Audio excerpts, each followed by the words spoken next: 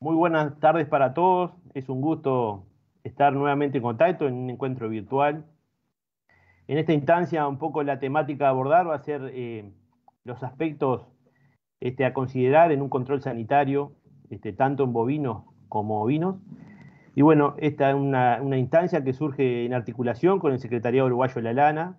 Mi nombre es Germán Álvarez, soy técnico del plan en San José y Flores. Y bueno, y hoy tenemos la grata presencia de la doctora Sofía Salada, del Secretariado Uruguayo de la Lana, y bueno, le damos la bienvenida.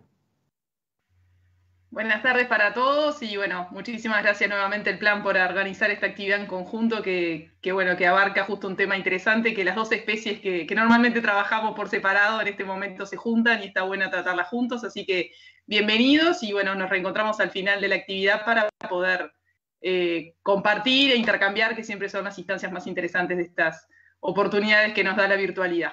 Así que bueno, nos estamos viendo en breve. Bien, muchas gracias, Sofía.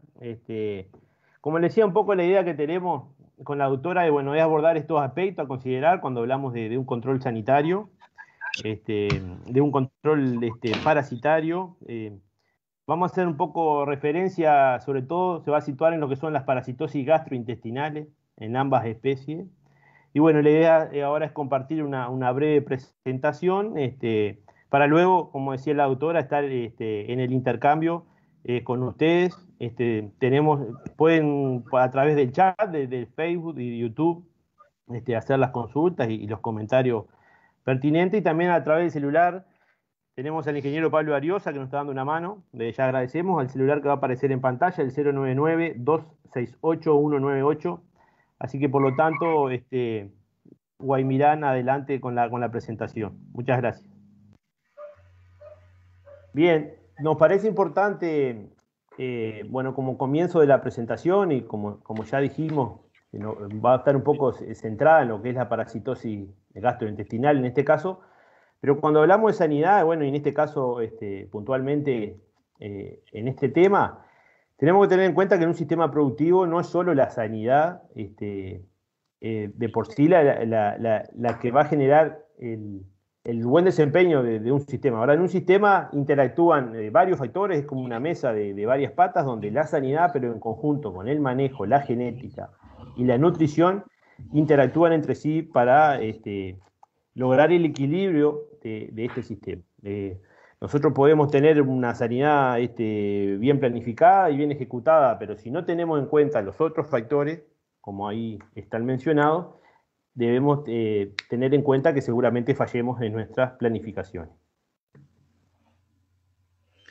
Bien, en lo que es importante considerar a modo general es que siempre que hablamos de parásitos gastrointestinales, porque existen otros parásitos como son los parásitos externos que ameritan una charla aparte, en el caso de los parásitos gastrointestinales puntualmente, que afectan en este caso que vamos a mencionar tanto en bovinos como ovinos, hay una interacción, como bien hablaba el colega, bueno, sí, esa nutrición, ese ambiente, ese manejo, esa sanidad, pero a su vez dentro de la sanidad y dentro de la parte parasitaria y de los parásitos gastrointestinales, conviven el ambiente, que tiene mucho que ver en esas condiciones que vamos a ir mencionando a lo largo de esta presentación, el huésped, que es quien se hospeda en esa vaca, en esa oveja, en ese cordero, en ese ternero, que vienen a ser justamente los parásitos gastrointestinales, y el hospedador, que es quien recibe y hospeda a ese parásito.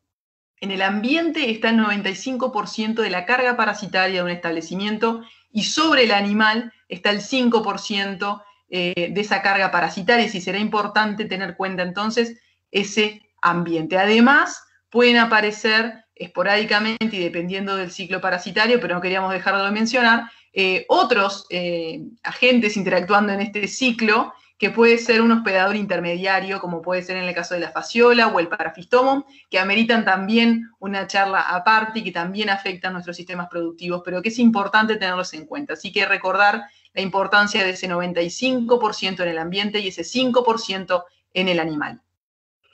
Si nos vamos, y como decíamos, a entrar en cada uno de esos tres puntos principales, como son el ambiente, el hospedador y el huésped, y enfocándonos primero en quien hospeda, que es nuestro animal productivo, en el caso del ovino, si quisiéramos calificar en el momento de la vida de ese animal, en qué momentos es más vulnerable a esas cargas parasitarias, y lo clasificáramos en este caso como los colores del semáforo.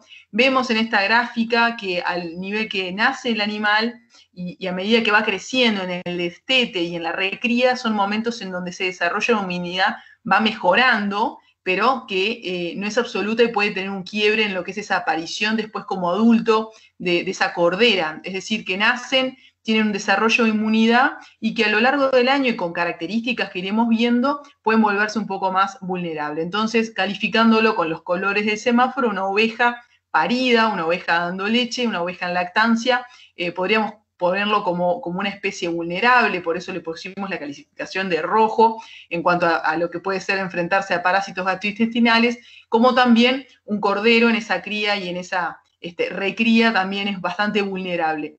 Siendo así que una cordera o una oveja ya soltera y un carnero pueden tratarse ya como un color más amarillo, un poco más intermediario, que también pueden complicarse según determinadas características climáticas y ambientales, pero siempre considerar que el foco debe estar en esa oveja de cría parida y en esos corderos en la cría y recría. Bien, para el caso cuando el hospedador es el vacuno, hay cosas que son en común con lo que venía señalando la doctora, pero algún pequeño matiz es que las parasitosis gastrointestinales en vacuno afectan principalmente a las categorías jóvenes, o sea, es un problema de relevancia y de mucha relevancia en los animales aproximadamente hasta los 2 años de vida, ¿verdad? Entonces, si nos situamos en este momento, la categoría de terneros destetados, terneros que están siendo recién destetados, y bueno, incluso también animales ya de sobreaño, o sea que en este momento están teniendo un año y medio aproximadamente de la otra aparición, serían las categorías más susceptibles a las parasitosis gastrointestinales. Por lo tanto, estas las categorías, para el caso de los vacunos, el problema de parasitosis gastrointestinales y de no haber alguna otra afectación presente, dejaría de cobrar relevancia luego de esta etapa. Ahora, decíamos entonces que vamos a hacerle el enfoque desde quién era el hospedador, que hemos dicho que era, bueno, nuestro animal productivo, y ahora vamos a pensar en el ambiente. Entonces acá vemos distintas alturas en la base de esta diapositiva de lo que puede ser una pastura, y eso sí tendrá que ver, además de las condiciones climáticas, con cómo podemos tener ese potrero cargado de larvas, de parásitos, que decíamos que es donde está el 95% de la parasitosis, de los parásitos en nuestro establecimiento. Entonces, hay una pequeña ilustración bien representativa, extraída de un libro de parasitología muy bueno y muy recomendable, que lo que muestra es en la altura de una pastura la distribución de larvas en esa pastura. Entonces, si tendrá que ver que nosotros acá, bueno, podemos ver que en los 4 centímetros de abajo de esa pastura es donde está el 50% de la carga de larvas de ese bocado que puede comer ese animal. Entonces, si tendrá importancia cómo está ese potrero de altura en la pastura, de carga de animales, de las condiciones climáticas y además de cuánto comen y qué tan abajo comen. Entonces, es importante entender cuando nosotros sobresaturamos o cargamos de más un potrero, los riesgos que cometemos. Y hay un poco también la ilustración, que en este caso es de una bosta de vaca. Nosotros la cortamos a la mitad y vemos en otra imagen que vamos a ver ahora el perfil de esa bosta. Vemos que en el centro, a pesar de que el ambiente parece estar un poco más reseco, el ambiente interno de esa torta mantiene la humedad, y eso es parte de lo que se han ido adoptando los parásitos a las distintas presentaciones de la bosta de los animales, buscando siempre estar más protegidos. Y vemos también que en la vuelta de esa bosta, que tenemos otra imagen para verlo, tenemos cómo se distribuye. No solo están bien protegidas dentro de la torta, sino que además, a medida que hacemos círculos cerca de esa bosta, vemos que las principales lugares donde está la larva no solo es en la base de una pastura, sino que en la vueltita de las bostas. Entonces, si yo pastoreo además un potrero, no solo estoy haciendo que coman más cerca de donde hay más carga parasitaria, sino que además estoy haciéndolos comer seguramente, que a veces lo vemos en algunas imágenes, cerca de la franja de más peligro, que es cerca de la bosta. Y esto aplica también, y en otra imagen lo vamos a ver, aplica también en el caso del bovino, cuando vemos un potrero en donde esa bosta está comida a ras, sabemos que es posible que el encuentro entre la lombriz y el hospedador, que es en este caso, en el caso de la bosta de vaca o en el caso de la bosta de oveja, esas especies, es mucho más alta esa tasa de encuentro entre ambas partes y por lo tanto es de tener en cuenta cómo hago yo esos pastoreos. En el caso de la oveja, la bosta es mucho más chiquita, no tiene las mismas características de conservación de humedad, pero también, ¿quién no ha abierto una bosta de oveja y ha encontrado que está mucho más húmeda en el centro que en la superficie? Eso también tiene que ver, y como vemos en esa imagen, está bastante pastoreado, es antinatural que una oveja o una vaca coma sobre su propia bosta, tienden a evitarlo y solo lo hacen cuando se ven forzados, y eso también tendrá que ver con alguna historia de selección en cuanto a comer alejado de sus propias deposiciones. Pero básicamente recordar que el ambiente es importante, que la carga y las condiciones climáticas y cuánto yo apriete a esos animales y haga que coman cerca de zonas de riesgo, como puede ser muy bajo en la pastura, o muy cargado y al punto de que tengan que comer cerca de su propia materia fecal, pueda estar aumentando la posibilidad de contraer problemas parasitarios importantes.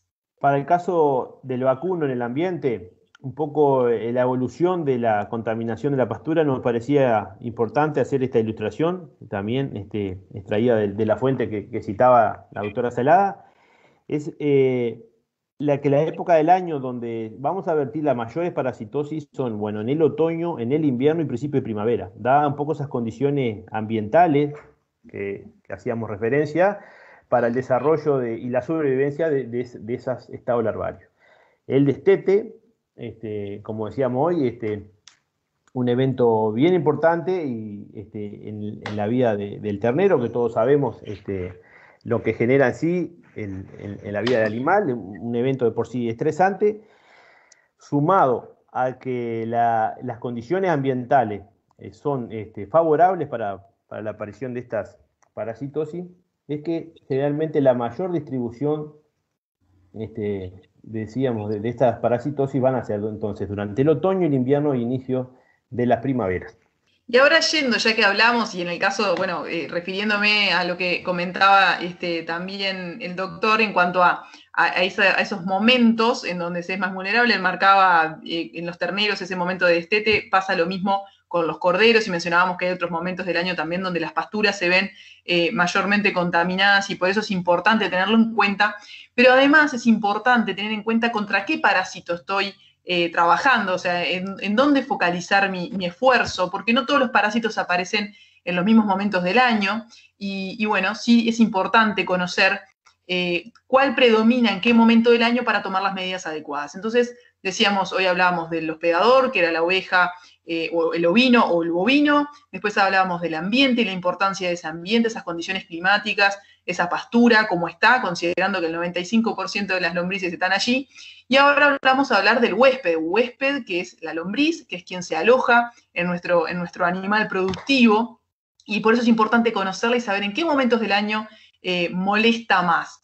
Y tiene mucho que ver con su origen o con su manera de comportarse y reproducirse, pero en el caso del ovino, es bien marcado que la principal lombriz gastrointestinal, que sabemos que es la lombriz del cuajo, que es la que genera anemia, y ahora vamos a ver la importancia y los síntomas, pero que la que genera mayor daño, se encuentra principalmente, como vemos en esta gráfica, en color rojo, en lo que es el otoño, en las primaveras y en los veranos húmedos, y por eso es importante tenerlo en cuenta. En esos momentos combatir ese género parasitario y lo que tiene que ver con un invierno, lo que pueden ser los parásitos más bien gastrointestinales a nivel intestinal, como es el Ticostrongylus, que se presenta principalmente en las épocas de frío. Entonces, es importante conocer qué género parasitario estamos combatiendo para poder entonces dirigir nuestros esfuerzos hacia ese momento del año y esa categoría.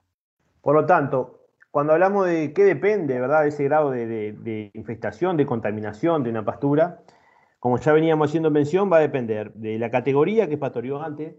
Ya estuvimos un poco hablando, bueno, cuáles son las categorías más susceptibles para ambas especies, de las condiciones climáticas desde el pastoreo anterior, luego que terminó ese pastoreo anterior, cómo han sido las condiciones climáticas para que beneficie o no la sobrevivencia de esas larvas. Recordar que lo beneficioso para la pastura, o sea, las condiciones de humedad y temperatura, si bien son beneficiosas para la pastura, también lo van a ser beneficiosas para los ciclos parasitarios. El estado sanitario del lote anterior va a ser fundamental, e historias de tratamiento que estuvo ese lote, esas categorías anteriormente pastoreando. El tiempo que transcurrió luego del pastoreo anterior al nuevo ingreso con animales que vamos a hacer va a depender también, va a influir de manera importante. Y bueno, y como estábamos hablando recientemente, la doctora hacía mención, la época del año es muy influyente en la contaminación de la pastura. Ya yendo un poco, bueno, a los síntomas que nos generan las parasitosis gastrointestinales, debemos tener presente que cuando nosotros vemos síntomas en los animales, ya las pérdidas ya existen. Existen pérdidas subclínicas que nosotros a simple vista no la estamos percibiendo, y cuando llega al grado tal de infestación que ya vemos sintomatología en los animales, debemos tener presente que ya las pérdidas ya vienen existiendo desde hace un tiempo. Generalmente los síntomas más comunes que vamos a ver en estos animales jóvenes van a ser las diarreas, las paperas, o sea, es común, la gente te dice de esos animales que andan papeludos, ¿verdad? Que es edema submandibular. Disminución del consumo, los animales disminuyen notoriamente el consumo. Están de pelo feo, los animales no pelechan. Hay retraso en el crecimiento, en el desarrollo. Hay pérdida de peso, que va a traer esto aparejado un retraso en la edad de faena y bueno, y la edad en toros y las vaquillonas. Esto va a influir en la futura recría. Y bueno, vamos a tener mayores costos de tratamiento y bueno, y en caso de extremo vamos a tener pérdidas incluso por muerte de animales. Un poco esta gráfica ilustra, bueno, las diferencias de peso que existen entre animales que fueron bien controlados y animales que están parasitados, y vemos como a partir del destete esas diferencias se empiezan a hacer notorias, y luego de llegar a un peso más cercano al adulto, estas diferencias son aún mayores. Por lo tanto, las parasitosis, si bien, como decíamos, se van a dar en etapas tempranas de la vida, tenemos que tener presente que van a repercutir durante toda la vida y a futuro, a largo plazo, en la vida del animal. Es característico en estos lotes, en las recrías, cuando vemos estas diferencias de lotes, animales que llegan a un buen peso, pero animales que hay un notorio retraso. Y esta imagen también es bien ilustrativa para el caso de las hembras, cómo las parasitosis pueden influir en lo que es la edad a la pubertad y el desarrollo de esa hembra a la edad reproductiva, ¿verdad? Un menor desarrollo de esos órganos reproductivos va a hacer que sea un periodo de recría más largo y bueno, por lo tanto la eficiencia reproductiva se va a ver también notoriamente influenciada. Ahora yendo un poco a lo que tiene que ver con justamente esa importancia de un control integrado, como bien decía el doctor Álvarez, hay mucha importancia a largo plazo, mucho impacto a largo plazo, no solo en los bovinos, en los ovinos también, y además recordar que a diferencia de los bovinos, el ovino no llega a esa inmunidad absoluta a los 2 años y por lo tanto en el largo de su vida también tiene impacto, y también tiene impacto en el adulto, en ese adulto que queremos encarnerar. Y es importante entonces volver a machacar eso de que cuando uno tiene síntomas de parasitosis es porque está llegando tarde, y es importante adelantarse a esas pérdidas que, bueno, pueden ser generadas con una anemia, que pueden generar diarreas, que hay una pérdida de estado general del animal, disminución del consumo, retraso en ese desarrollo y en esa producción. Recordar que el ovino además produce lana de calidad, y un mayor costo en tratamientos y posiblemente muertes. Y eso, por supuesto que son una sumatoria de síntomas que no todos se dan en todas las parasitosis. Decíamos que hay distintos tipos de parásitos en distintos momentos del año, pero la idea es poder transmitirles que justamente es importante poder hacer un diagnóstico de cómo está el grado de parasitosis de mi sistema. Es inviable pensar en un sistema, y muy imaginativo pensar, poco realista, en un sistema sin parásitos. Nosotros vamos a convivir con los parásitos, pero hay que hacerlo de manera productiva y además contemplando otros aspectos que ahora vamos a mencionar más adelante, pero que son bien importantes. Si nosotros pensamos, bueno, veníamos hablando de todos los aspectos del ambiente, del huésped, del hospedador, pero también hablábamos de que está dentro de un sistema productivo en donde yo tengo ese manejo y cómo hago esos métodos de ese manejo parasitario y qué métodos de control tengo. Entonces, decíamos que siempre partir de la base de que esa nutrición, de que esa genética, de que ese manejo y que esas sanidades están cubiertas, que los requerimientos mínimos de un animal están cubiertos. Yo no puedo pensar en que un animal haga frente y desarrolle una buena inmunidad o que esté en buena convivencia y productivamente óptimo cuando yo no cubro las necesidades básicas. Acá vemos una ilustración un poco dramática de una vaca que está hincada esperando con un cuchillo y un tenedor que nazca ese yuyito para poder comerlo. Yo no podría nunca pensar en aplicar un dispositivo para, por ejemplo, hacer una inseminación artificial en esa vaca porque es muy probable que falle. Entonces esto a grosso modo, de manera dramática, lo que intenta es ilustrar que debemos partir de una base en donde todos los animales y todo lo que yo aplique parta de una base mínima de requerimientos. Entonces, pensando en esos métodos de control para los parásitos gastrointestinales, podemos pensar en lo químico, que ahora vamos a hacer algunos comentarios al respecto, que resultan indispensables, pero que no son únicos y es importante contemplar otros aspectos para justamente poder contar con ellos por mucho tiempo más. El manejo del pastoreo, todo lo que mencionamos en cuanto a las condiciones climáticas, a la importancia del registro, a la importancia de tener noción de cómo están esos potreros y a lo potencialmente bueno que puede ser la interacción entre lo ovino y bovino, y un poco también por eso estamos haciendo esta charla en conjunto, el plan y el SUL, para que se quede en evidencia lo que se benefician las dos partes al trabajar juntas las dos especies, lo bien que se complementan, que no solo es en lo parasitario, bueno, la rotación de esos potreros. En cuanto a la inmunidad, entender que hay animales que por ciertas características de su raza dentro de la propia especie tienen algunas características distintas de resistencia y además algunos son seleccionados dentro de esa propia raza para ser resistentes, en el caso de los ovinos, y además el bovino que adquiridos los 2 años se vuelve sumamente resistente y convive sin problema con los parásitos. Existen además vacunas, existe manejo de la nutrición que tiene que ver. También hay aspectos como enemigos naturales y el manejo de algunos tipos de pasturas que tienen un impacto a nivel de los métodos de control.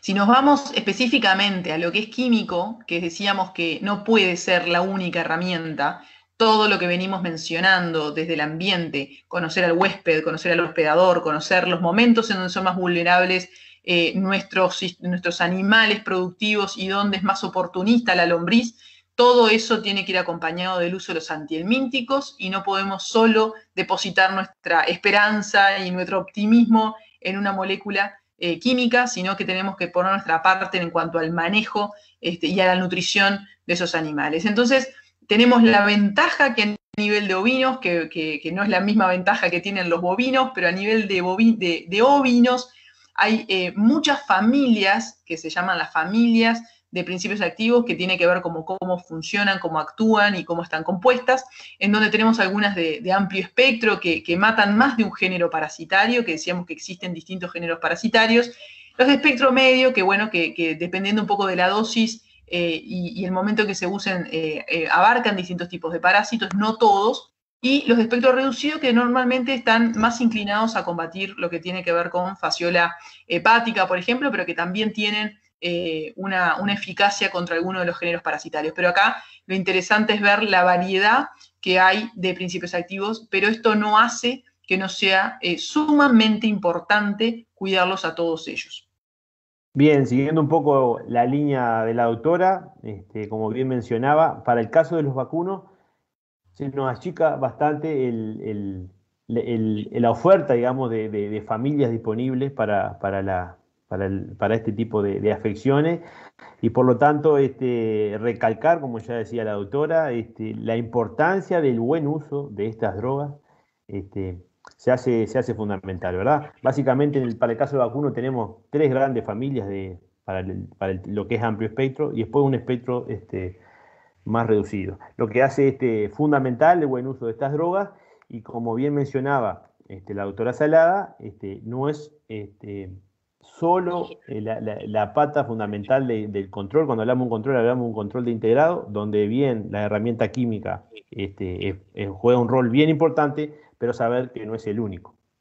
Bien, entonces decíamos, ¿por qué puede haber un problema en el uso únicamente y depositar nuestra esperanza, nuestra expectativa únicamente en el producto químico?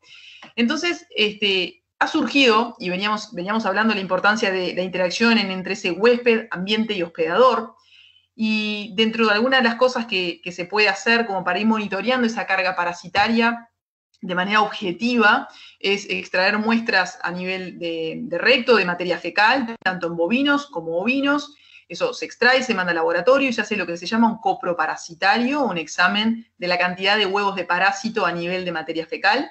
Y eso nos da un valor estimado de la carga parasitaria que tiene ese animal y así podemos tomar una decisión en complemento con otros aspectos que veníamos mencionando del ambiente, del huésped y del hospedador, para ver si tenemos que dar una toma antihelmíntica, que se dice, una administración antihelmíntica para ese animal. En este caso pusimos una oveja.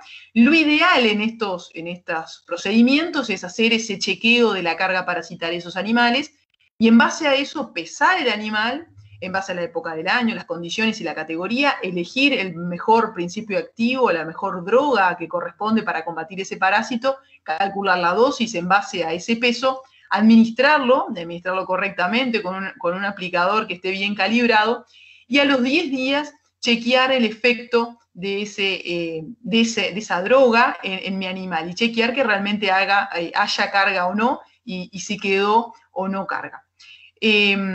Eso nos da información del sistema y además en la continuidad del tiempo vuelvo al tiempo a chequear cada tanto monitorear cómo están de carga esos animales y voy tomando las decisiones. Ahora bien, cuando yo, en lugar de hacer eso, lo que hago es, a ciegas, obviar la parte del huésped, hospedador y ambiente, tomo un antihelmíntico de manera aleatoria, lo aplico sin saber qué carga parasitaria tiene mi animal. No peso el animal. No sé cómo está calibrada esa jeringa, por decirlo de una manera, por el aplicador. Y vuelvo a tratar esos animales de manera aleatoria, sin ningún registro, sin ningún seguimiento, de todas las características que venimos mencionando. Yo lo que voy a terminar haciendo es seleccionando hacia la resistencia antihelmíntica. ¿Y esto qué es? Esto es básicamente seleccionar una población de parásitos existente, matar algunos, y algunos van a quedar por mutaciones aleatorias y espontáneas, van a quedar sobreviviendo y tolerando una dosis de producto a los cuales la mayoría muere, por lo cual la mayoría muere.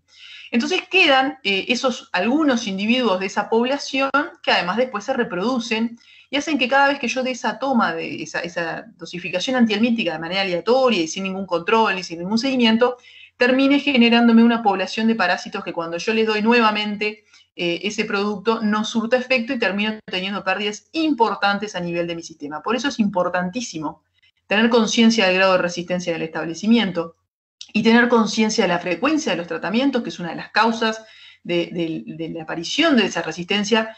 La subdosificación, por eso hablábamos de pesar esos animales, de calibrar esas jeringas, la falta de esa rotación de las drogas, porque es importante conocer al parásito y saber en qué momento debo tratar qué parásito y con qué droga, y el género parasitario, como decíamos entonces, de conocerlo bien.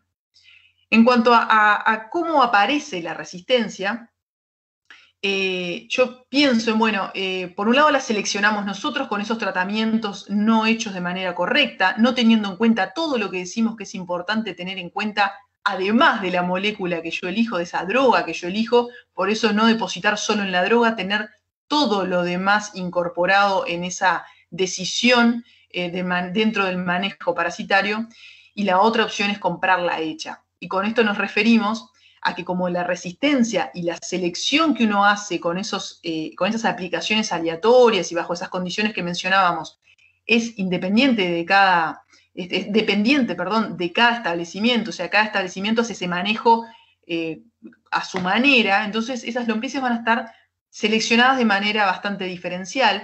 Por lo tanto, mi establecimiento va a tener mi historia de selección de lombrices y los otros establecimientos tendrán otras. Entonces es importante que cuando yo compro un animal, y recordar que el 5% de las lombrices vive sobre el animal, yo estoy extrayendo de otro establecimiento lombrices que vienen siendo seleccionadas seguramente a otros principios activos. Por eso es importantísimo, y esto se aplica para otras patologías, tanto en ovinos como bovinos, realizar una buena cuarentena y además tratamientos antes de liberar a esos animales al resto del rodeo o a de la majada o al resto del establecimiento. Es importante para esta y otras patologías la aplicación de una cuarentena, una revisación y un seguimiento de cómo viene, y por supuesto tratamiento, de cómo vienen esos animales que estoy comprando.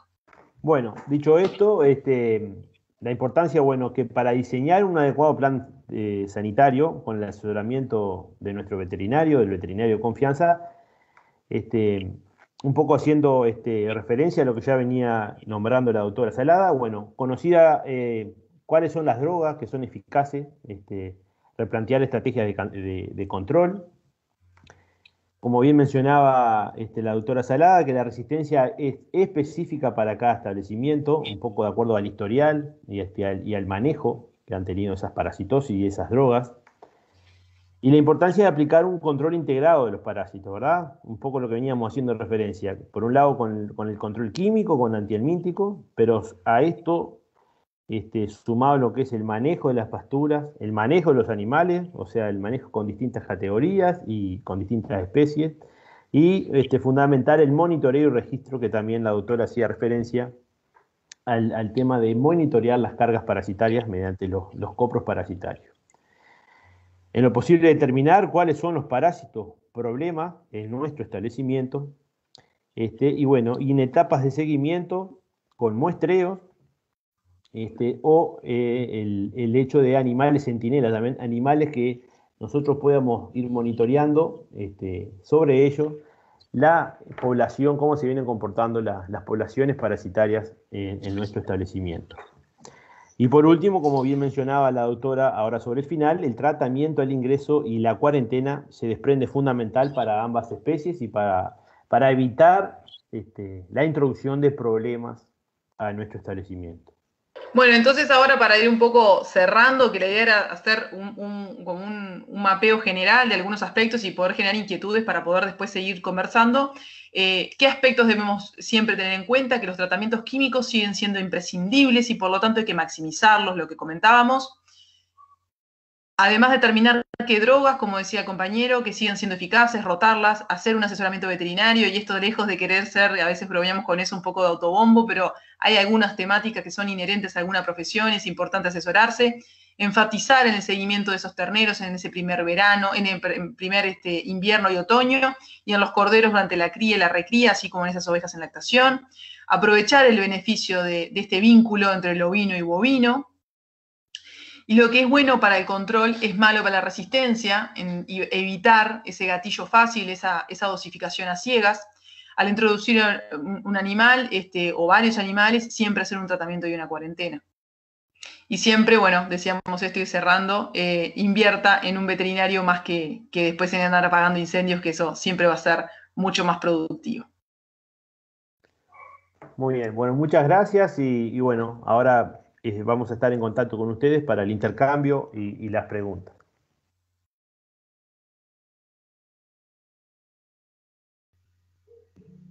Bien, nuevamente estamos en contacto luego de esta presentación que haríamos con la doctora, un poco intercambiando sobre ambas especies y bueno, y esos aspectos que hacíamos hincapié en esos aspectos de relevancia para lograr el control parasitario.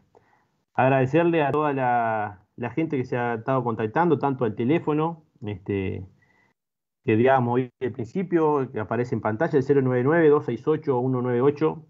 Pablo Ariosa ha estado recepcionando preguntas y bueno, también a la gente que se ha comunicado por los diferentes chats, tanto de YouTube como de Facebook. La idea ahora, Sofía, si estás de acuerdo, es de intercambiar alguna pregunta que venía llegando y bueno, para hacerla, para este espacio de intercambio. Desde YouTube, Carla Braida, saludos a Carla, nos consultaba, bueno, ¿cuál sería el principio activo del parasitario más recomendable para cada etapa crítica del crecimiento? Preguntaba. Y bueno, y para evitar la resistencia en el animal y en el parásito. Un poco ahora, doctora, estaba haciendo referencia a la resistencia, no sé si tiene algún comentario al respecto. Bien, está buenísima la pregunta porque da pie a muchísimas cosas. Algún día podremos también explayarnos en esto, pero hay algunos términos que son importantes. Lo primero es, bueno, la pregunta del millón, tanto, y esto corre para bovinos como para bovinos y ovinos, la importancia, bueno, de cómo elegir esa molécula y en qué momento del año. Decíamos que es importante tener en cuenta qué género parasitado estoy combatiendo y así poder entonces hacer un buen control del parásito que ese momento amerita combatir. Y para eso, básicamente, el asesoramiento, en el caso de los terneros, la coperia es el principal parásito que genera grandes pérdidas. Veíamos esos terneros con diferencias importantes de peso. Hay múltiples trabajos muy buenos que demuestran que muchas veces no es percibible únicamente al ojo, sino en la balanza, esa diferencia de ganancia de peso. Y se le puede atribuir este parásito, y entonces es importante saber de esas 3 familias que hoy mencionaba Germán, cuáles son eficaces en mi establecimiento y darle con la bala que hay que darle justamente a la coperia en un momento crítico como es el crecimiento de ese ternero en ese primer invierno, pensando en que las vaquillonas, lo que van a hacer las vaquillonas en nuestro próximo entorno no tengan ese retroceso o esa falta de desarrollo en su aparato reproductivo. Entonces, ¿qué molécula elegir? Elegir no es fácil, pero se sabe y hay estudios muy buenos porque el grado de resistencia que hay a nivel de bovinos no es tan notorio como en ovinos porque se ha estudiado más, Hola, porque ha meritado otras investigaciones, pero se sabe que la ivermectina falla en muchos lugares. Esto no quiere decir que en todos, ni quiere decir que falle el 100%, quiere decir que se ve disminuida su eficacia. Se sabe que los benzimidazoles también, como puede ser el ricobendazol, por ejemplo, que mucha gente lo conoce, y el que viene siendo bastante imbatible, por lo tanto deberíamos intentar cuidarlo, es el levamisol, y por eso decía que hay muchos trabajos sobre eso. Entonces está bueno asesorarse, y está excelente la pregunta porque es bueno que en algunos momentos críticos usar aquellos productos que sabemos que son lo más eficaces posibles en nuestro establecimiento, y bueno, dejar los otros como para poder combinarlos o usarlos en momentos que no puedan ser de tanta vitalidad para sus terneros. En el caso de las ovejas, sucede que, bueno, decíamos que los ovinos no son como los bovinos que generan esa resistencia, el animal, cumpliendo los 2 años. Tiene momentos en la vida fisiológica de esa oveja que la vuelve vulnerable. Entonces es importante manejar momentos del año, como puede ser ahora la encarnerada, por ejemplo, hacer que las ovejas hagan una encarnerada tranquila, como venimos teniendo un otoño bien favorable para las lombriz del cuajo, por ejemplo, elegir un antihelmíntico que justamente combata la lombriz del cuajo, que sepamos que quedamos tranquilos durante el periodo de la encarnerada, y después pensar en el invierno, por ejemplo, en lo que puede ser una lombriz del intestino, que es quien predomina en ese momento del año. Y además pensar que las categorías que lleguen, las jóvenes que lleguen al invierno, van a ser quienes sean más vulnerables a esos parásitos gastrointestinales, y seguramente las ovejas pasen bastante de largo por ese problema parasitario sin demasiada complicación. Pero tendrá que ver con el año y tendrá que ver cómo manejo. Lo importante es saber cuándo rotarle esas drogas, cómo rotarlas, conocer el grado de eficacia en mi establecimiento. Ahora el otoño es un momento ideal para hacerlo. Y además, entender que esa resistencia, y ahí me cuelo un poco una pregunta ya, Germán, que también ameritaba ahí que engancha, ahí en YouTube estaba también una pregunta de chat que preguntaba sobre los animales resistentes, y acá un poco vamos por ahí. Hay un tema de resistencia natural, de la inmunidad que desarrollan los terneros, por ejemplo, a partir de los 2 años, cuando ya son animales adultos, y en el caso de los ovinos han habido selecciones de animales que presentan características que hacen que genéticamente sean resistentes a los problemas parasitarios. Pero siempre radica en lo mismo. Un animal no podemos depositar, así como decíamos en la charla, el 100% de la esperanza en la molécula, en esa droga, en esa dosificación.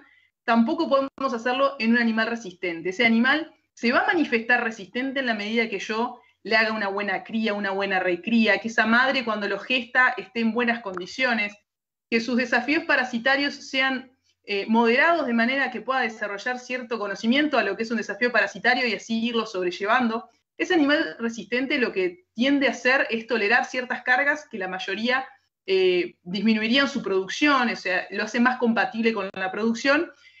Hay cómo medirlo, hay registros en este país. El SUL ha trabajado, bueno, Daniel Castel, que se jubiló hace 3 años ya, del SUL trabajó muchísimos años y me tocó heredar con muchísimo gusto allá en Cerro Colorado, en el campo experimental del SUL, justamente una majada resistente que ha generado muchísima información en conjunto con INEA y con otras instituciones, justamente viendo el impacto que tiene y cómo se pueden ir generando esos animales, que además hay otras, no solo en córrida, que es este caso córrida, hay otras razas que también los tienen, pero siempre recordar que yo puedo incorporar un animal resistente, un carnero resistente, que sé que tiene cierta heredabilidad, que no es muy alta, pero que es interesante, pero en la medida que yo acompañe eso con todo un grupo de herramientas y tecnologías que hoy tenemos disponibles para el control integrado parasitario. Bien, muy, muy claro, doctora. La segunda pregunta sobre el tema de la heredabilidad era de Manuel, que estaba enganchado también, le mandamos un saludo. Y bueno, una consulta que llegaba al teléfono que capaz que me adelanto porque yo creo que está bastante relacionado a lo que estaba hablando Sofía, era el tema, bueno, nos preguntábamos, ¿cómo puedo saber si cuando funciona una droga, si está funcionando en mi establecimiento? Y el tema de dónde hay laboratorios para determinar eso. Yo creo que ahí se engancha bastante con este contenido que estaba diciendo.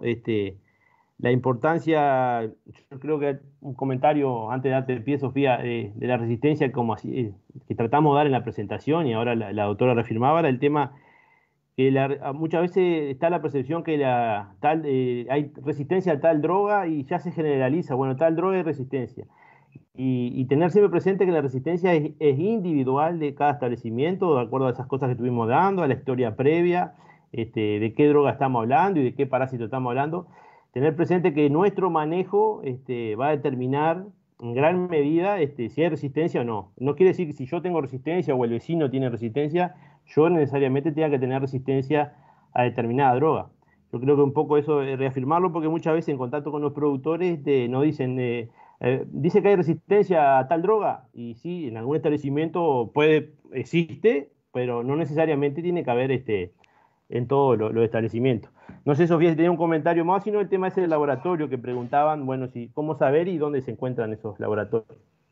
Bien, sí, eso lo que decía Germán es así en cuanto a la resistencia. Siempre decimos que la resistencia es irreversible, es inevitable, es algo que va a suceder. Y esto parte de la base que las lombrices son seres vivos que buscan la supervivencia. Y es lógico que cuando nosotros aplicamos ciertas selecciones, cuando intentamos combatirlos, busquen la manera de rebuscarse, y en este caso es de manera espontánea, con mutaciones genéticas, pero es lógico que suceda. Hoy entendemos que es lógico. Yo con la edad que tengo entiendo que es lógico porque tuvimos grandes veterinarios en toda nuestra región que pudieron investigar y determinar estas cosas que para nosotros hoy son obvias, pero que no lo eran tanto hace tanto tiempo, y por lo tanto se usó durante mucho tiempo de manera, por un tema de conocimiento en lo que era el entorno en ese momento, de manera capaz un poco más poblacional, las drogas sin demasiado seguimiento y precauciones en ese uso. Entonces, eso es bien importante tenerlo en cuenta. Es inevitable, pero no por eso tiene que ser un camino al fracaso. Es importante trabajar para enlentecer ese proceso. Y que es irreversible, bueno, lo es, pero es importante que por eso mismo de que es irreversible intentemos enlentecer ese proceso, que muchos ya están avanzados, pero esto no quiere decir que no podamos buscar las alternativas mediante combinaciones, de buscarle la vuelta. Y en cuanto a qué laboratorios lo hacen, es una práctica bien sencilla a nivel de campo, poder determinar el grado de resistencia. Los invito a hacerlo. En el caso ahora de las majadas, están en momento para hacerlo por el tipo de parásito que tienen. En el caso de los bovinos es otro momento del año, pero es cuestión de asesorarse, pero nos da información sumamente importante que acompaña ese proceso de control integrado en el punto de vista sanitario, y como conocimiento de dónde se puede hacer. En la página del SUL, por ejemplo, tenemos una una lista donde están todos los laboratorios que nosotros tenemos conocimiento. Por supuesto está invitado a sumarse si algún laboratorio no está incluido, digo, pero la gran mayoría de los laboratorios que hacen copros parasitarios y que hacen este tipo de diagnóstico de resistencia, que es un simple protocolo a campo, que tiene una parte de campo y otra laboratorio, y está colgado en la página del SUL, es de fácil acceso, y cualquiera puede entrar y buscar en su departamento donde puede remitir esas muestras. Así que los invitamos a eso porque es información buena, bonita y barata y que genera muchísimo impacto en el sistema. Bien, Sofía. Gracias. Un poco cambiando este tema, el agradecimiento, y nos siguen llegando consultas por parte de los productores. El tema, consultaban sobre el tema del manejo de ambas especies, los vacunos y los ovinos. ¿Cómo es el tema, o sea, de ese manejo para que se complementen ambas especies en el manejo parasitario? Un simple comentario, nosotros un poco en la charla hacíamos hincapié que hay, digamos, un pequeño matiz, digamos, entre ambas especies en cuanto a la edad de sensibilidad a las parasitosis gastrointestinales. ¿Se acuerdan que hablábamos en los vacunos? Realmente estamos hablando de animales jóvenes. En el ovino también, pero se tiene cierta característica, como la doctora bien explicaba, como la lactación, por ejemplo, y otros eventos que a la oveja la hace susceptible, prácticamente durante toda su vida puede tener problemas de esta parasitosis. Pero si bien los parásitos, una ventaja que tienen las dos especies es que no comparten los mismos genes, ¿no? Entonces, parasitosis que pueden ser complicadas en alguna especie, en la otra especie no. Entonces, esa ventaja, esa característica nos hace que el manejo combinado de ambas especies puede ser una buena alternativa de manejo, ¿verdad? Como ese control integrado que hablábamos.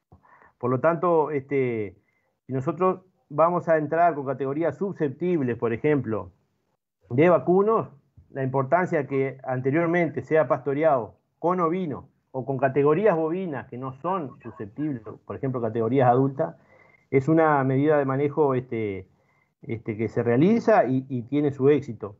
De la misma forma, en el caso de los ovinos, cuando vamos a ingresar con ovinos susceptibles, un manejo combinado y previo, por ejemplo, con vacuno, sirve para entrar con una pastura más segura a esos pastoreos. No sé, doctora, si tiene algún aporte sobre esa pregunta. Exactamente así, es tomar ventaja de lo que podemos. Hay cosas que podemos controlar y otras que no. El tiempo climático no lo podemos controlar, pero qué categorías pastorean dónde, saber que las ovejas y los bovinos comen en distintas alturas dentro de esa pastura, que tienen distinta preferencia, son algunos más selectivos que otros, y bueno, y también dentro de los ovinos hay categorías que son un poco más resistentes o tolerables, como decíamos hoy con la clasificación de semáforo, y en los bovinos también, y bueno, jugar con eso, porque no todos los sistemas tienen todas las categorías en todos los momentos del año, pero jugar un poco con eso, con esas categorías y en esos momentos del año, y bueno, castigar un poquito a algunos que a veces sabemos que castigamos un poquito, y bueno, y ir llevándola, pero más que nada tener el conocimiento de que es un dato más a manejar y no solo depender de la parte de las moléculas químicas. Bien, perfecto, doctora. Una consulta que se da por YouTube de María Clara Cafera, preguntaba sobre el tema de los PRB, que a veces que no se recomiendan las lactonas por el tema del escarabajo, ¿verdad? Bueno, ¿qué drogas se recomienda en este caso para que no afecte este tema en los PRB? Preguntaba María Clara si teníamos ideas sobre ese tema. Ahí, bien, sí. Sí, ahí te la robo un poco, Germán. Sí.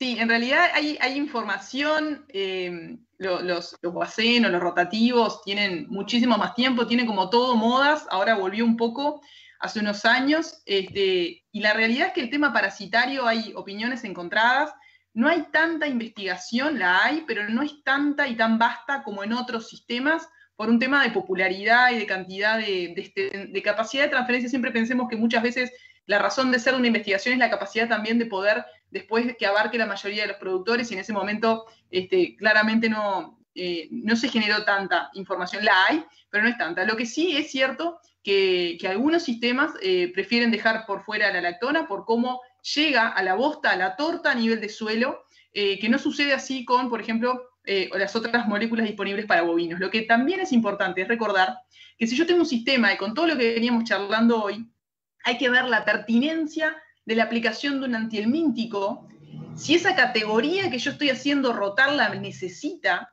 si esa altura de esa pastura amerita y me hace pensar que yo puedo tener cargas parasitarias desafiantes, sabiendo que en muchos de esos sistemas, que varía, pero que en muchos de ellos cambian de parcela con una frecuencia tan alta que la capacidad de encuentro entre la lombriz que estaba en la bosta, que migró y que sufrió unas mudas y está pronta para ser ingerida, y que ingiera y que vuelva a salir, o sea, la capacidad de encuentro entre esa larva disponible y el hospedador, que es el bovino, es suficiente.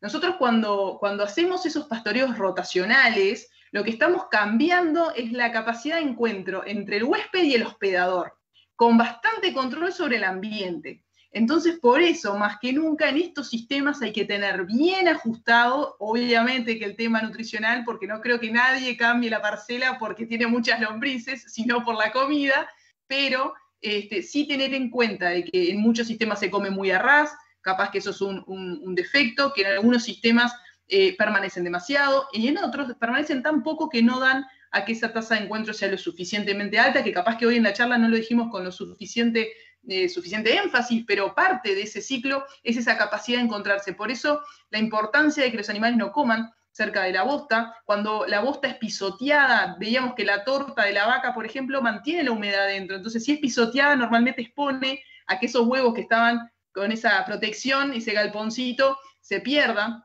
Entonces, tener en cuenta que todo eso tiene que ver. Hay que sentarse tranquilos, ver cómo es ese sistema de rotación, las frecuencias, los tiempos, la comida, y cómo se toman las decisiones, y ahí ver en qué momentos amerita realmente aplicar un antihelmíntico. Y en base a eso, tomar la decisión, y bueno, hay conocimiento, sí, de cómo es el comportamiento de las moléculas adentro del animal, y cuánto llega después a la materia fecal, y en base a eso, con las drogas disponibles, por tomar las decisiones correspondientes.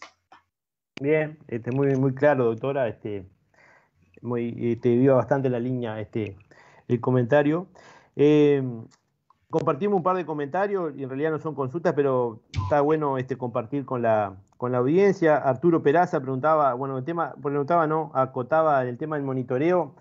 Una forma es tener en cuenta monitorearlo los consumos propios del establecimiento. Yo creo que es bien acertado ese comentario. También Omar Troya, bueno, que decía que una cosa importante es cambiar periódicamente los antiparasitarios en base a sus principios activos y no en base a nombres o laboratorios para evitar resistencia. Yo creo que son comentarios bien. Ambos comentarios son brillantes. No me da la cabeza para decir que sí, porque además de que me dan un pie bárbaro, siempre que uno va a un establecimiento por primera vez, agarra al personal cuando lo encuentra medio ahí y le pregunta, bueno, y cuando ustedes carnean el consumo, ¿qué encuentran? Claro. Y normalmente ahí ya diagnosticamos un montón de cosas.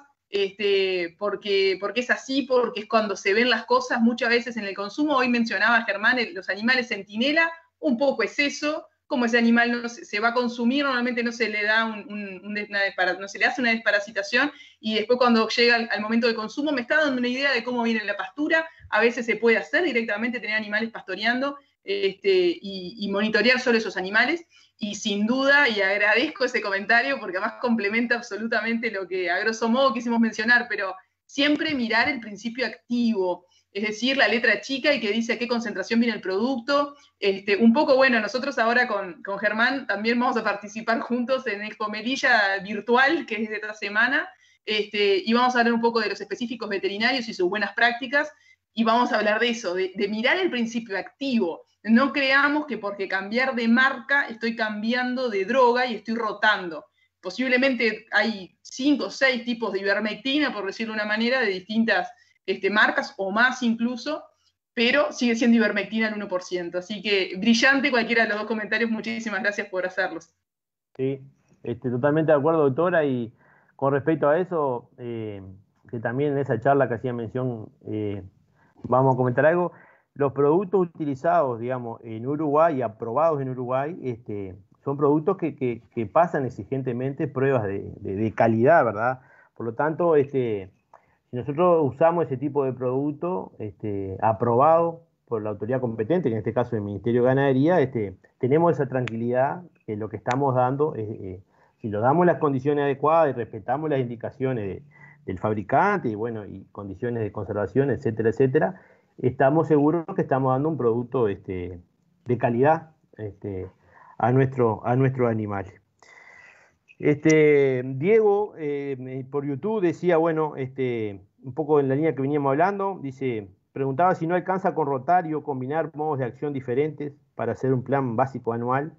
Y yo creo que un poco Diego está haciendo referencia a ese control integrado que hablábamos durante la charla, que si bien tenemos las herramientas químicas como una herramienta fundamental, pero que hay que cuidarla, como bien hacía mención Sofía, la droga de por sí sola, generalmente no vamos a tener buenos resultados, por un poco la biología y la epidemiología, que la doctora también señalaba durante la charla, que nosotros cuando atacamos en un animal, damos antiparasitario, estamos actuando sobre una población chica de parásitos.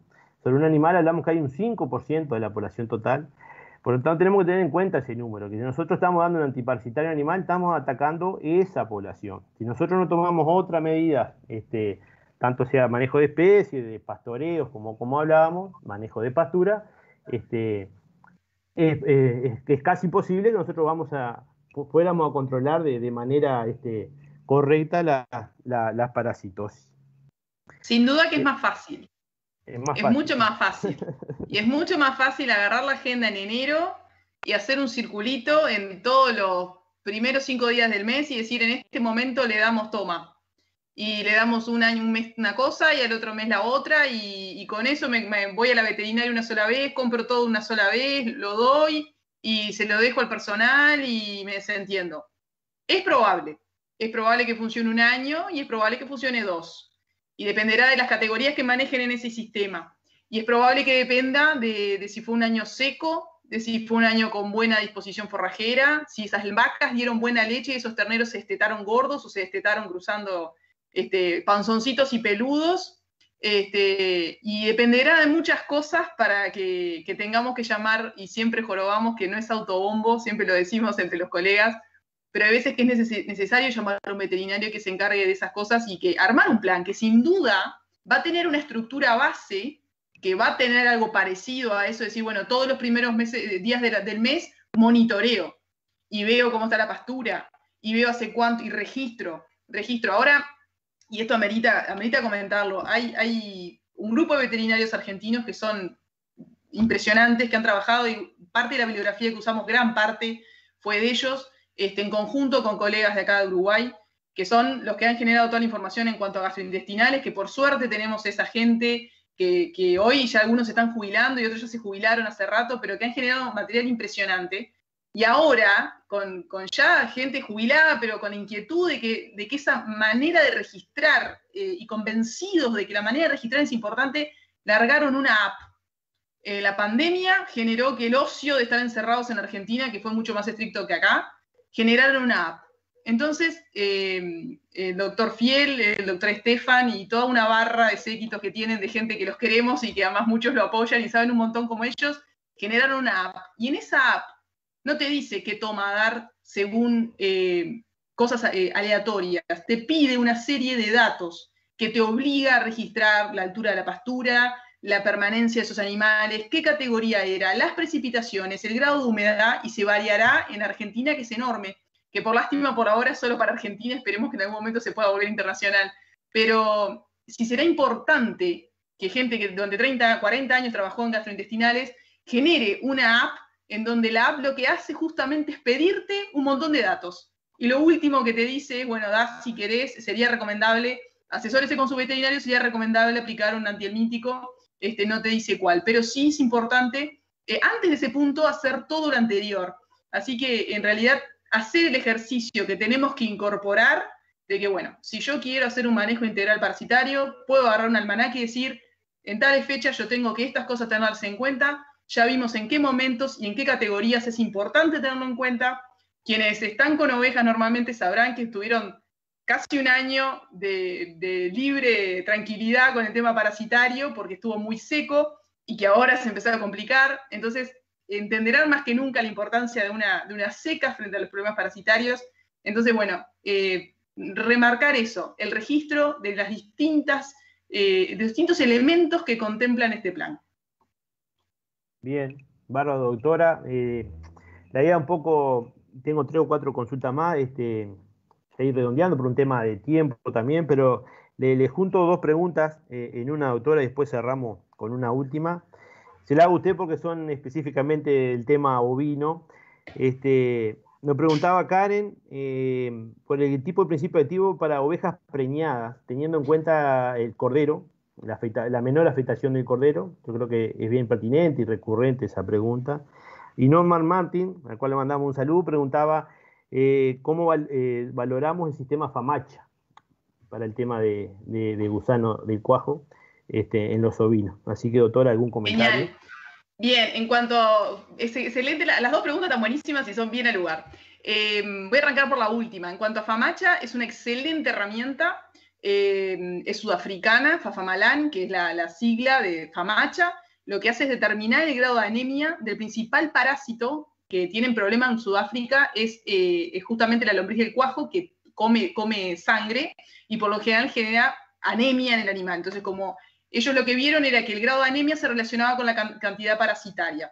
Es una excelente herramienta, en el caso de ellos, como era prácticamente el único parásito que les generaba pérdidas y problemas, lo podían usar gran parte del año. En nuestro caso, se puede aplicar, es bien pertinente aplicarlo, pero teniendo la noción de que tener cierto entrenamiento, o sea, medir el grado de anemia a nivel de la parte interior del párpado inferior del ojo, es decir, hacer salir un poquito la parte de abajo, cara interna del párpado inferior, ver la coloración y compararlo con una escala, que es la escala de FAMACHA, que va del 1 al 5 y nos determina el grado de anemia. Y de esa manera, de manera subjetiva, que no deja de ser una herramienta subjetiva, si bien está bien estandarizada y uno se puede entrenar, es bien válido usarlo, pero es parte de, como todo lo que venimos diciendo, un complemento de lo que puede ser, por ejemplo, un HPG, un coproparasitario que es objetivo.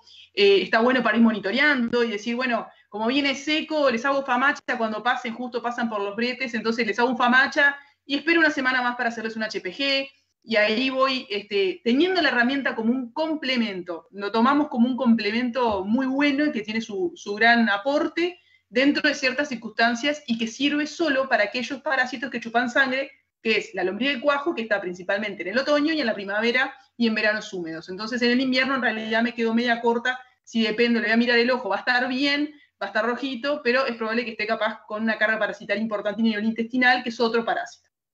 Y en cuanto a la otra pregunta, que era, que me fui la otra pregunta. El principio activo seguro para la oveja preñada, pensando en bien, el cordero. En cuanto a eso, en principio hay varios trabajos hechos en muchos de los principios activos. Siempre se habló de que los antihelmínticos de aspecto lechoso, de aspecto blanquecino, espeso, como los benzimidazoles, tenían contraindicaciones. Muchos de esos productos, por eso la importancia de leer la etiqueta, advierten que no usarlo, por ejemplo, en el primer tercio de la gestación. Hace unos años volvió a plaza en otra presentación en la Stalofox, que es un órgano fosforado. Estábamos hablando de los benzimidazoles, ahora estamos hablando de los órganos fosforados, que es de la década del 60, pero que retomó ahora en una formulación distinta y que se han hecho pruebas, y con el Zuli tuvimos la oportunidad de hacer una prueba en el 2019, en donde lo que hicimos fue a distintas edades gestacionales, a la edad de 30, 60 y 90 días de gestación, se aplicó el producto y se monitoreó, con por supuesto sus grupos controles, de que no tuviera un efecto nocivo. Esto se hizo en base a la experiencia de años y años de venta de litros de ese producto por parte de la industria. Primero fue Bayer, después estaba Cibeles y Koning, también lo venden acá en Uruguay, ahora Microsures, y hay alguno más que lo vende que ahora no me acuerdo, pero había una experiencia de que no, había sensaciones, pero no era consensuado. La realidad es que probado a 30, 60 y 90, no presentaría dificultades. De todas maneras, existen productos que se sabe que no hay problema, como pueden ser combinaciones, y por eso es importante asesorarse y ver, dentro de los eficaces que tenemos, no correr el riesgo, por ejemplo, con un benzimidazol, si es que lo dice el frasco. Normalmente cuando hay problemas, el propio fabricante se preocupa por adelantarlo, pero en principio no habría grandes dificultades dependiendo también de la edad gestacional. Impecable, bien claro, doctora. Y bueno, ya para ir medio culminando, le iba a trasladar otra pregunta. Silvia hacía una consulta sobre relación a generaciones de garrapata. Recordarle a Silvia, por un tema de tiempo también, la semana anterior hubo una jornada sobre el tema de las infestaciones de garrapata que estuvo a cargo del doctor Rafael Carrequir con el director de Sanidad Animal, Carlos Fueggi. La invitamos a ver esa charla que hablaron bien el tema de drogas y generaciones en cuanto a esta afectación. Y doctora, por último le quería trasladar una pregunta de Manuela, saludos para Manuela, en cuanto a, habla también sobre el hemoncu, el gusano del cuajo. ¿En qué momentos del año es fundamental realizar los HPG? Pregunta. ¿Y cómo controlar la hipobiosis del hemoncu? ¿Y con dosificación estratégica o táctica? Pregunta Manuela.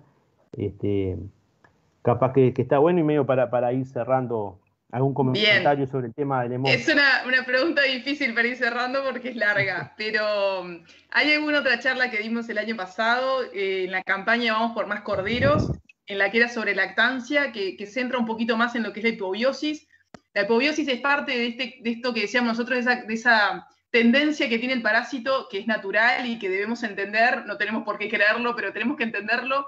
Busca sobrevivir y por lo tanto sabe que hay momentos en el año en donde las condiciones climáticas afuera son adversas para sobrevivir en la pastura. Entonces lo que hace es que cuando entra la oveja se queda quietito y no cumple, no continúa su ciclo, entra en esa apobiosis que es como que entra, como que queda medio como en coma ahí, medio quietito, y espera que las condiciones ambientales afuera sean más favorables, sorteando el invierno, pasando por encima del invierno, y llega y coincide con los ciclos de otras ovejas, justo en la aparición, y entonces cuando la oveja está estresada, parida, con la involución uterina, con un cordero o dos dándole vueltas y exigiéndole la producción de leche, con todo lo que eso implica, y además el parásito oportunista dice, bueno, este es mi momento, la oveja está sensible, está vulnerable, me es más fácil cumplir el ciclo, dice el parásito, y además contamino con éxito las pasturas porque las condiciones ambientales son favorables para mí. Eso es la hipobiosis a grosísimo modo. Espero que haya pocos de estos veterinarios que han desarrollado los temas acá porque es demasiado simplificado, pero hay mucha información sobre eso. Y lo importante es cómo venimos manejando ese monitoreo y preparar esos potreros para esa aparición, saber que, recordemos esto que decía Germán con tanta importancia, el 95% de las lombrices están en el ambiente, así que si esa oveja me entra limpia al invierno, es probable que cuando salga el invierno esté limpia, o sea, prevengo la hipobiosis haciendo que entren limpias al invierno y que entonces lleguen y en el preparto dar una buena dosificación preparto, cosa de que esas ovejas me contaminen poco y que esas lombrices oportunistas que quisieron hacerse pasar inadvertidas todo el invierno quietitas arriba de la oveja, puedan entonces tener menos éxito en esa primavera. Y en cuanto a cómo monitorear, bueno, eso es haciendo y aprendiendo con cada sistema, con cada establecimiento y con cada potrero de cada establecimiento, porque sabemos que hay potreros que son más rústicos, potreros que son más secos, potreros que son más húmedos. Con la seca del año pasado hay gente que pasó 6, 8, 10 meses sin dar una toma antihelmíntica, y otros que no por eso dejaron de monitorear, venían monitoreando y a veces me llamaban y decían, che, hace 5 meses que no doy una toma, vamos a dar una toma. Y no, si no hay, no hay. Se venía en ese potrero y sabés cuánto llovió y qué humedad hay y qué condiciones, el gatillo fácil nunca es la opción. Yo sé que a veces va en contra, pero una vez que adoptamos eso y siempre bromeamos con algunos de los productores que han incorporado que al principio cada 20 días, un mes, estaban aplicando un antihelmíntico. Hoy lo que hacen cada 20 días, un mes, si las condiciones ven que son favorables, si no lo estiran un poquito más, es un HPG. Y siempre en categorías vulnerables, en las categorías jóvenes. Y esto se aplica, por supuesto, que también en los terneros, en momentos vulnerables y en condiciones que son favorables, que hoy un poco las íbamos diciendo. Entonces, un poco se va adaptando a las circunstancias, siempre intentar ir acompañado con un técnico que conozca el establecimiento, las circunstancias, y bueno, che, vamos a hacer uno y vamos a tomar la decisión en base a esto, Pero esto es bien importante. Y otra cosa que un poco para ir cerrando, sí, es que veo que hay muchas preguntas para ovinos y me fascina, pero hay muchas más, mucho más negocios. El ovino, si bien tiene, por supuesto, que su lugar y tiene es un complemento espectacular para los sistemas y los invitamos a incorporarlos a quienes no lo tienen, por muchísimas características, no crean que los problemas que hay parasitarios a nivel de ovinos no pasan también a nivel bovino. Lo que pasa es que el bovino es el mejor amigo del veterinario y pasa muy desapercibido cuando tiene algún problema. Es bastante más rústico en algunos aspectos por varios motivos. Y hay veces que esas pérdidas, que en una oveja la vemos rápidamente, que se queda para atrás, que está anémica, que incluso se cae y que se muere, en un ternero capaz que se recría un poco menos que el otro. Y hoy Germán mostraba unas fotos donde hermanos del mismo entore, había notoria diferencia de peso. Y bueno, como decíamos hoy, hay múltiples trabajos que demuestran que en la balanza no falla, que hay grandes pérdidas y que entre el grupo tratado y el grupo no tratado es impresionante la diferencia de ganancia de peso. Entonces, si bien felices de que haya preguntas en cuanto a ovinos, no descuiden y no crean que en bovinos la situación está silenciosamente complicada. Lo que pasa es que como se vuelven resistentes y como son rústicos y son los mejores amigos de los veterinarios porque nos dejan siempre bien parados, la verdad es que los terneros también sufren y sufren esa vida reproductiva. Y siempre pensemos que esas hembras que nacen, los terneros los recriaremos y los sacaremos, pero las hembras son el futuro del sistema. Entonces es importante cuidar y mimar en esos primeros inviernos, en esas recrías, esas terneras, esas vaquillonas que necesitamos que sean lo más productivas posibles. Así que bueno, para ir cerrando un poco, era ese el mensaje de acompañar las dos especies. Bien, gracias Sofía. Y bueno, alguna consulta más que ha ido llegando, la idea, bueno, en estos días quizás la abordamos, la vamos contestando por un tema de tiempo, quizás era la idea hasta aquí más o menos la charla. Y bueno, como mensajes finales, yo creo que el tema del control integrado que hablábamos, es fundamental, un poco por eso el título de la charla, bueno, aspecto a considerar en un control parasitario. Es fundamental entonces tanto en ambas especies, y bueno, aprovechar esa característica que hablábamos un poco de la especie para un control integrado, ¿verdad? Bueno, resta agradecer a todos por la compañía y los mensajes de saludo, agradecerle también a Guaymirán, al equipo de comunicaciones que siempre está prendido ahí dando una mano, el agradecimiento para Guaymirán. Y bueno, y Pablo Ariosa también, que estuvo al teléfono trasladándonos un poco la pregunta, haciéndose ese trabajo, así que también hay gente atrás de cámara que colabora con nosotros. Así que por lo tanto, un saludo grande para todos, el agradecimiento a la doctora y al secretario uruguayo de la LAN, siempre dispuesto a articular en este tipo de instancias. Así que nos estaremos en contacto en poco tiempo. Así que un saludo grande para todos.